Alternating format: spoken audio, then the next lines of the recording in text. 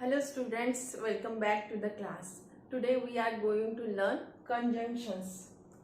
तर पाहू आजच्या क्लासमध्ये कंजंक्शन्स काय असतात, कंजंक्शनचे कोणकोणते टाइप्स आहेत ते आपण डिटेलमध्ये डिस्कस करू. तर पहा definition. Conjunction is a word that joins two words, phrases or clauses in a sentence.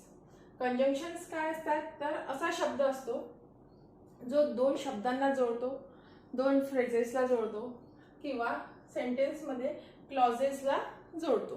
सेंटेन्समध्ये दोन क्लॉज असतात, एक मेन क्लॉज असतो आणि एक सबऑर्डिनेट क्लॉज असतो. मेन क्लॉज म्हणजे काय की जो स्वतःचा अर्थ पूर्ण करतो आणि सबऑर्डिनेट क्लॉज म्हणजे काय जो स्वतःचा अर्थ पूर्ण करण्यासाठी मेन क्लॉजवर डिपेंड असतो. तर आपण पाहू कोणकोणते असतात conjunctions. And, but, or, so, although, as if, so that, no sooner than, etc. तर हे काय आहे तर कंजंक्शन्स आहे, हे आपल्याला सेंटेन्स मध्ये पाहायला मिळतात. तर त्याचा यूज कसा होतो आपण एक्झाम्पल्स वरून लक्षात घेऊ. फर्स्ट एक्झाम्पल आहे आपलं, I eat bread and butter for breakfast. Me breakfast मध्ये काय खातो, ब्रेड खातो आणि बटर. तर पहा इथे अँड वापरलेला आहे, ब्रेड आणि बटरला जोडलेला आहे अँड या कंजंक्शन्सने.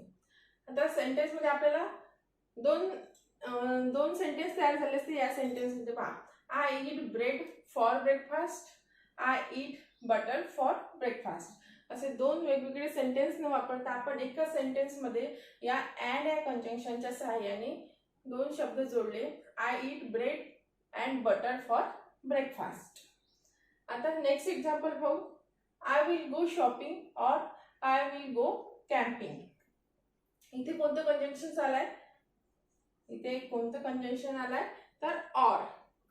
आय विल गो शॉपिंग, मी शॉपिंगला जाईल किंवा मी कॅम्पिंगला जाईल.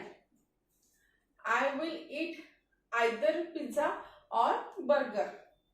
आयदर ऑर हे कंजंक्शन या सेंटेन्स मध्ये आलं आहे, मी पिझ्झा खाईल किंवा बर्गर खाईल. I was feeling tired so I went home. इथे कोणतं कंजंक्शन आलं आहे, so. I was feeling tired, मला थकलेलं वाटत होतं, थकल्यासारखं वाटत होतं किंवा मी थकले होते म्हणून मी आय वेंट होम, म्हणून मी घरी गेलो होतो. तर पहा दोन सेंटेन्स आहे, I was feeling tired, I went home. या दोन सेंटेन्सला सो या कंजंक्शननी जोडलं. I will eat either pizza or burger, pizza आणि बर्गर या दोन शब्दांना और या कंजंक्शननी जोडलं. I will go shopping, I will go camping या दोन सेंटेन्सला और या कंजंक्शननी जोडलं. I eat bread and butter for breakfast. इथे पहा आय ईट ब्रेड, हे जे सेंटेन्स झाला हे स्वतःचा अर्थ पूर्ण करतो म्हणून हा काय झाला मेन क्लॉज झाला. बटर फॉर ब्रेकफास्ट याचा अर्थ पूर्ण होतो का नाही तर याच्यावर डिपेंड राहावं लागतं म्हणून हा सबऑर्डिनेट क्लॉज झाला. म्हणून दोन क्लॉजला अँड या कंजंक्शननी जोडलं. तर हे काही एक्झाम्पल्स आपण पाहिले. आता आपण पाहू टाइप्स ऑफ कंजंक्शन. कंजंक्शनचे कोणकोणते टाइप्स आहे. First one is coordinating, second one is subordinating and third one is correlative conjunction. तर आपण आता वन बाय वन ते डिस्कस करू. आपला फर्स्ट टाइप आहे कोऑर्डिनेटिंग कंजंक्शन. आता आपण पाहू कोऑर्डिनेटिंग कंजंक्शन कशाला म्हणू. A coordinating conjunction connect two words, phrases or clauses that are grammatically equal. जे कोऑर्डिनेटिंग कंजंक्शन्स असतात ते कोणाला जोडतात, दोन शब्दांना जोडतात, दोन फ्रेजेसला जोडतात आणि क्लॉजेसला जोडतात जे ग्रॅमॅटिकली इक्वल आहे. आता कोणकोणते कोऑर्डिनेटिंग कंजंक्शन आहे ते पहा. For, and, nor, but, or, yet, so. हे सगळे काय आहे कोऑर्डिनेटिंग कंजंक्शन्स आहे. आपण हे एक ट्रिक वापरून लक्षात ठेवू शकतो. कशी पहा,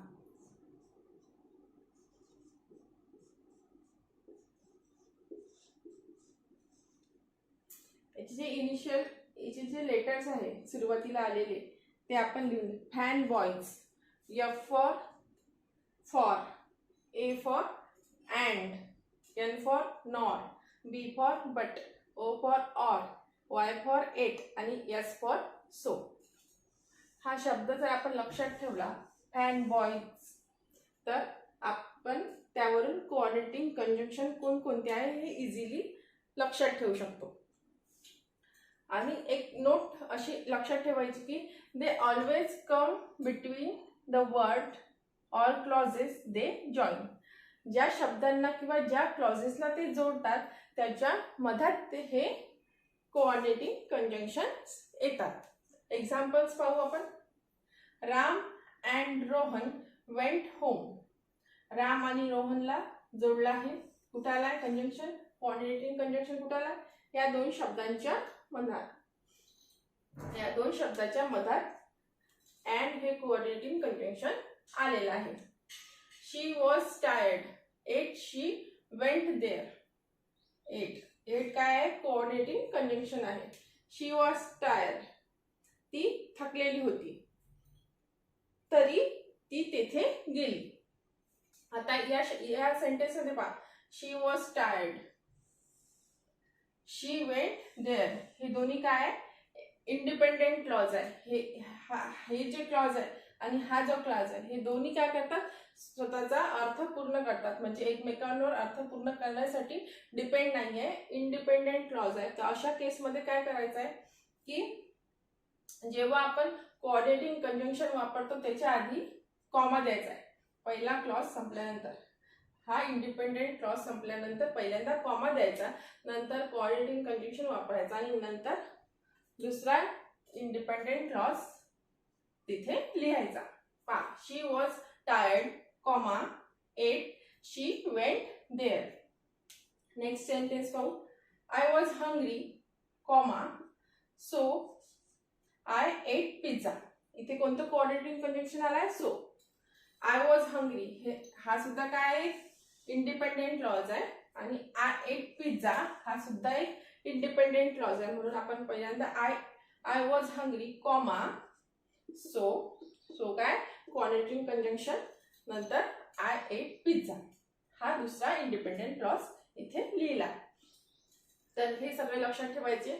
for and nor but or yet so हे काय आपले कोऑर्डिनेटिंग कंजंक्शन्स आहे. आता आपण नेक्स्ट टाइप पाहू.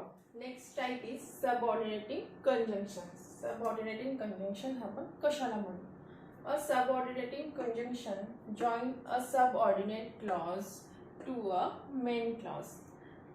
सबऑर्डिनेटिंग कंजंक्शन काय करतं, तर सबऑर्डिनेट क्लॉज म्हणजे डिपेंडेंट क्लॉजला मेन क्लॉज म्हणजेच इंडिपेंडेंट क्लॉज सोबत जोडतं.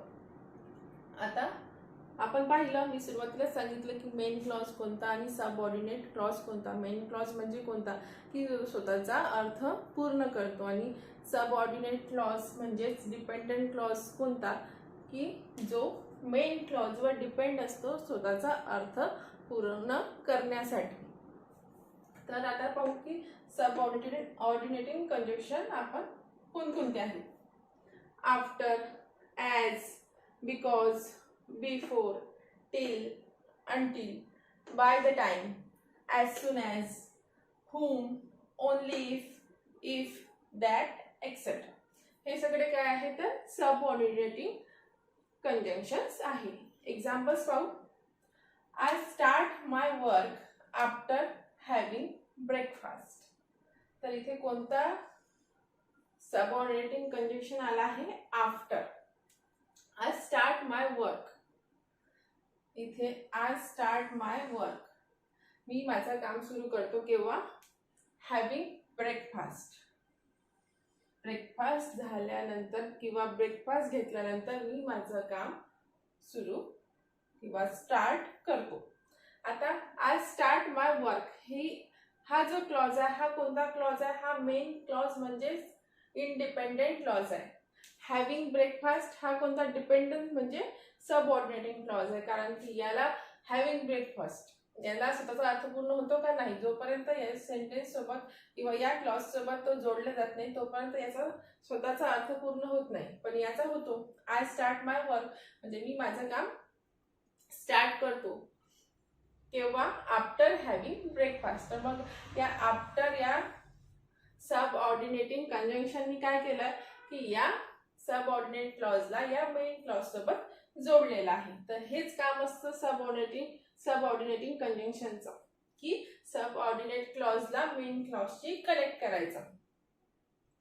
शी इज द गर्ल, ती मुलगी आहे, whom I met yesterday, जिला मी काल भेटले होते.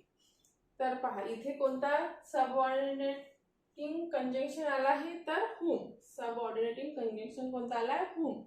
शी is the girl whom I met yesterday, ती मुलगी आहे जिला मी काल भेटले होते. नंतर पाहू, I will tell you only if you promise not to tell anyone. मी तुला सांगेल, पण तुला केव्हा सांगेल, जेव्हा तू मला प्रॉमिस करशील की तू कोणाला सांगणार नाही.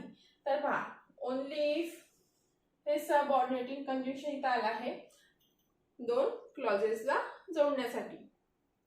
तर पहा she is the girl I met yesterday. आता पहा शी इज द गर्ल, ती मुलगी आहे, आय मेट येस्टरडे मेन क्लॉजला सबऑर्डिनेट क्लॉजला मेन क्लॉज सोबत जोडलाय. इथे पण I will tell you, you promise not to tell anyone. पहा दोन क्लॉज कोणते कोणते आपल्याला, आय विल टेल यू मी तुला सांगेल main clause, you promise not to tell anyone subordinate clause. Subordinate क्लॉजला मेन क्लॉज सोबत जोडलेला आहे सबऑर्डिनेट कंजंक्शनचा यूज करून. आफ्टर, whom आणि ओनली इफ हे काय आहे आपले सबऑर्डिनेट कंजंक्शन्स आहे.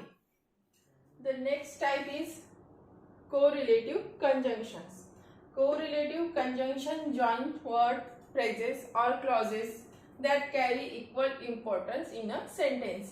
म्हणजे असे शब्द, अशा फ्रेजेस आणि असे क्लॉजेस ज्यांना इक्वल इम्पॉर्टन्स आहे सेंटेन्समध्ये, अशा शब्दांना, फ्रेजेसला आणि क्लॉजेसला जोडण्याचं काम कोण करतं तर कोरिलेटिव्ह कंजंक्शन करतं. They work in pairs. पेअर्समध्ये काम करतात ते सेंटेन्समध्ये. पहा कोणकोणते आहे, आयदर ऑर पेअर आहे, neither nor, not only but also, both and, whether or. तर हे काय सगळे पेअर आहे. तर पेअर मध्ये काम करतात कोरिलेटिव्ह कंजंक्शन्स. एक्झाम्पल्स पाहू, either come or go. Either or आलेला आहे. आयदर ऑर हे कोरिलेटिव्ह कंजंक्शन या सेंटेन्स मध्ये आला आहे. आयदर कम ऑर गो, एक तर ए किंवा जा. Neither Ram nor Rohan is in the room. Neither nor हे कोरिलेटिव्ह कंजंक्शन या सेंटेन्स मध्ये आलाय. Neither Ram nor Rohan is in the room. रामही नाही आणि रोहनही नाही. राम नाही आणि रोहन सुद्धा रूम मध्ये नाही. Both my sister and my mother are teacher. Both and हे कोरिलेटिव्ह कंजंक्शन आलाय. बोथ माय सिस्टर म्हणजे माझी सिस्टर आणि माझी मदर दोघी पण काय आहे, टीचर आहे.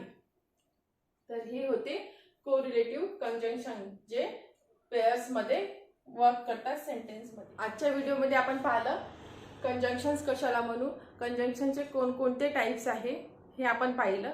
नेक्स्ट व्हिडिओमध्ये आपण भेटू नेक्स्ट टॉपिक सोबत, तो आहे इंटरजंक्शन्स. आणि जर हा व्हिडिओ आवडला असेल तर नक्की लाईक करा, कमेंट करा, शेअर करा. चॅनलवर नवीन असाल तर सबस्क्राईब करा. तोपर्यंत बाय बाय, टेक केअर.